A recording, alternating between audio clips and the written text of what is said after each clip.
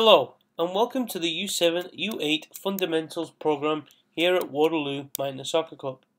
I'd like to thank you for taking the time to watch this video to find out a little bit more information in regards to our fundamental program this summer. My name is Carl Horton, and I am the club's technical director. First of all, Waterloo Minor Soccer Club would like to thank each and every one of you for dedicating your time and efforts to helping young children play soccer. Without you, we couldn't do this. You offer an invaluable service to the youth and the community of Waterloo. We thank you once again from all the staff and board of directors at Waterloo Minor Soccer Club. We look forward to seeing you as a coach, you as a parent, and you as a player on the Waterloo fields this coming summer. Taking a look at our U7 U8 program overview. The goal of our U7 and U8 soccer program is to provide a safe environment where all children continue to fall in love with the game while having fun, and developing physical literacy skills as well as introducing players to the basic technical skills through fun activities. It's important to understand that we are not trying to create the next world superstar here at the U7 U8 program. Players have many years to develop, and we do not want to rush the process. It's more of a marathon than a sprint. At the youngest of age groups, players are still very individualistic. Our curriculum that we have built focuses around individual technical skills for our young players. Players are now cognitively ready to start to understand basic technical skills, which will be taught through our fun curriculum, through fun games and activities. Competition will be introduced to the players through their 1 versus 1s, 2 versus 2s, as well as through other small-sided games. Players still have issues with spatial awareness and positioning during these games, so it's important to understand that as coaches we will see players running around in groups, so it's our job as coaches to stop them playing, to get them to find a space, and then to start the game once again. At times, the program will look like organized chaos, whether it's a training session or whether it's in the game environment. This is okay though, as this is how children will learn. Children at the youngest of age groups don't like a lot of structure, so we will see children in a free-flowing environment where they get to explore and make decisions. Players will also be provided at every possible opportunity with the opportunity to be creative.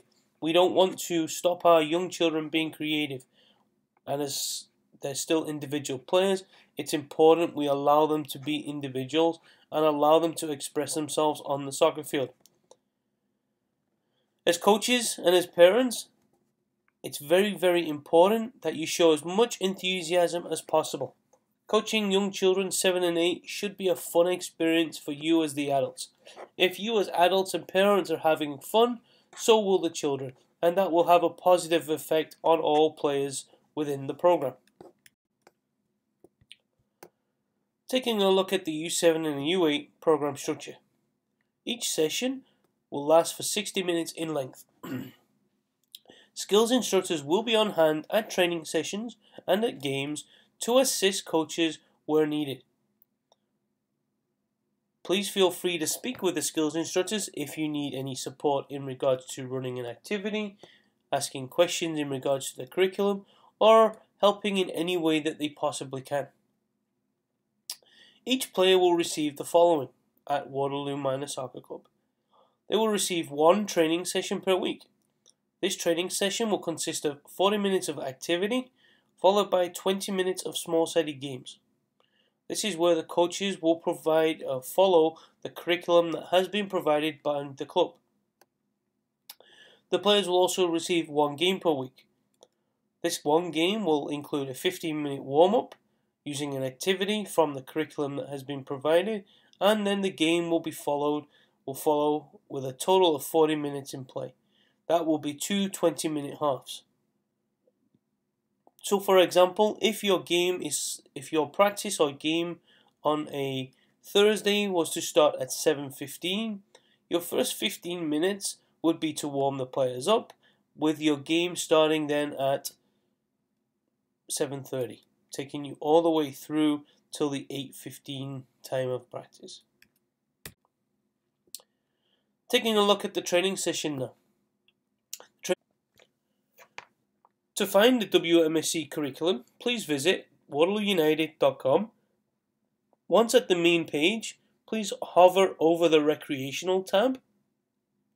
You will then see U7 to U8 Fundamentals, and if you click on the U7 to U8 Fundamentals page, you will see a complete guide to the 11-week season. This is 11 sessions that will be provided for all coaches within the program. The training sessions are age and stage appropriate and do fall in line with long-term play development. Coaches do have the opportunity to tweak the training sessions where needed to ensure that they fall in line with the player's development, while sticking to the main outline. So for example, if there is an activity that the players really like, it's okay to spend a little bit of longer time on that activity or revisit that activity in the next session. If there's an activity that the players don't like as much, it's also okay to remove that and add in an activity that you found that the players really enjoy. As technical director, I am more than happy to discuss players, parents, coaches' thoughts on the curriculum and listen and take advice on how you think we can better the curriculum. We're all here to get better. We're all here to make sure that we can offer every player and every coach at Waterloo Manor Soccer Club the best possible experience. The U7 and U8 game format. For our U7 players, they will play 4 versus 4 with no goalkeepers. For our U8 players, they will play 5 versus 5 with a goalkeeper. Both age groups will play on a field that is approximately 30 yards by 25 yards. These fields are located at Bechtel Park. Parent coaches will become the game leaders and manage the games on game nights. We encourage all of our volunteer coaches to take the game leader course. The game leader course is a course that is an online webinar followed by a short quiz. If you require more information in regards to the game leader program, please contact Shannon Klassen, whose information is provided at the end of this presentation. All parents should sit on the side of the field and encourage their children throughout the game. We also ask that the parents encourage every child on the soccer field. If a goal is scored, please cheer and celebrate that goal, and not only celebrate your own child's goal. The more encouragement and support the players can receive, the more enjoyable their experience will be. As coaches, we require that you rotate the players every 5 minutes throughout the game. This allows the players to get some rest, to get their drink, and then come back to the game refreshed. During the game, all players should play in all positions and not just be set into one position. So we encourage players to play goalkeeper, defender, midfielder, and striker. This allows them to understand the whole game and to learn at a younger age which positions they most like. All players should also receive equal playing time during the games. So as coaches, please ensure that not one player plays every minute, and please ensure that players are not constantly sat on the bench. It's vital for all players within the program to have an enjoyable experience, and that involves playing within the game. The role of the coach and the parents during the game. As we have mentioned, the coaches will work together and become the game leaders. During a game, there will be 2 teams with 1 coach per team who should be qualified as a game leader. As coaches, you can make the decision as to whether you would like 1 coach from each team to be on the field at the same time, or if you would like 1 game leader from Team A to look after the first half and the game leader from Team B to look after the second half. Again, as adults, it's important that we use common sense and work together to ensure we're providing our players with the best environment possible. As coaches, please encourage and support all players throughout the game. Whilst you are on the field as the game leader, it's important to encourage and help the players where needed. but please do not joystick the players. Again, do not worry about player positioning throughout the game, as players that you may have started as a defender may end up as a striker through the game. That's okay. All they're doing is looking to play the game and enjoy the game.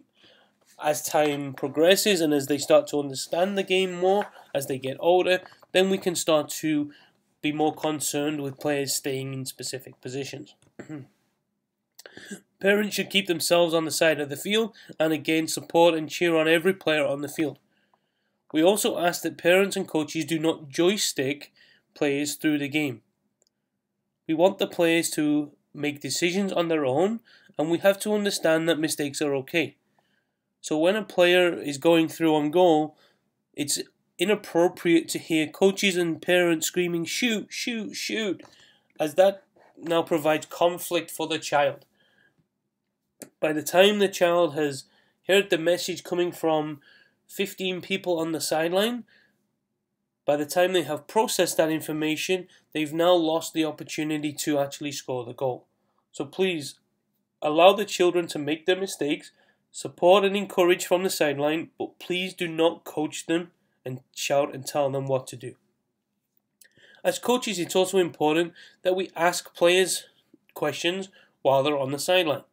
For example, after beating the second player, what could you do different next time?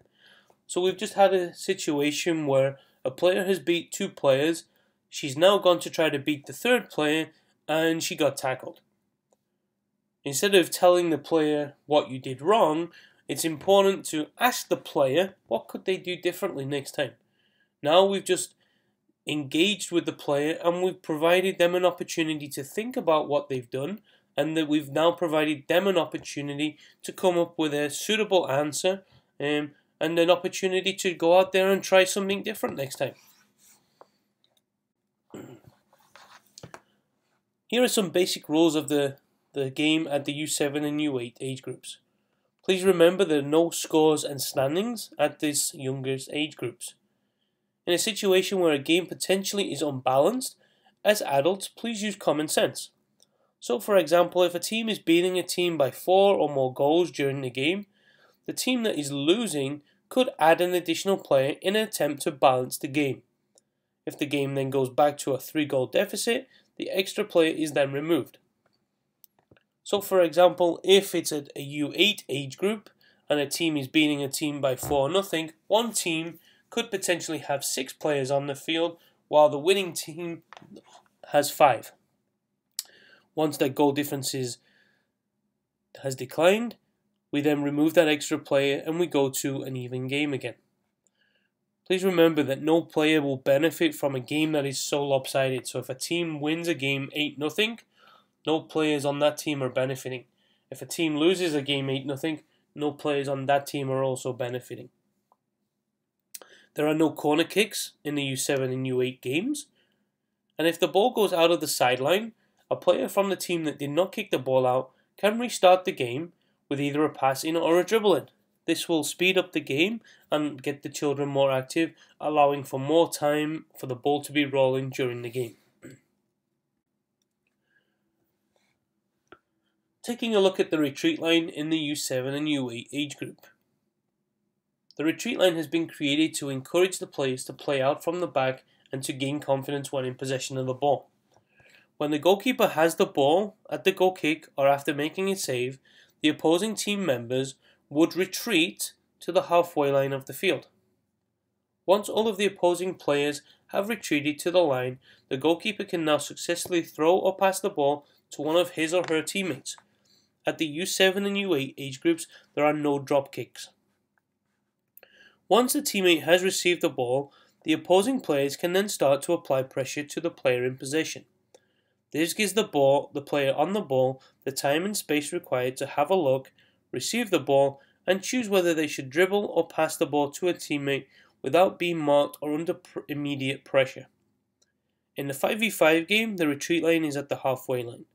3 cones should be laid on the outside of the line to mark off this retreat line, as well as the halfway line. Please note, do not put cones on the field as this now becomes a danger to the players where they could trip or slide. More information on the retreat line can be found by watching a webinar at the following link. So some keys to success in the U7 and U8 fundamentals program. It's important that every coach and every parent provides lots of enthusiasm and encouragement to our players. Lots of high fives to all the players at the end of each activity and shift. Please remember that children thrive on praise at the youngest of age groups.